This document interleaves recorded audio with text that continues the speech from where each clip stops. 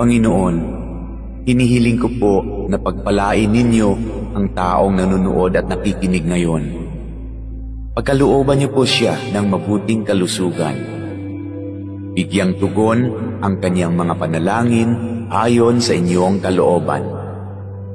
Loobin niyo po na magkaroon ng agarang solusyon ang problemang kanyang kinakaharap, lalo na ang problemang pinansyal at problema sa kanyang karelasyon at mga kaibigan.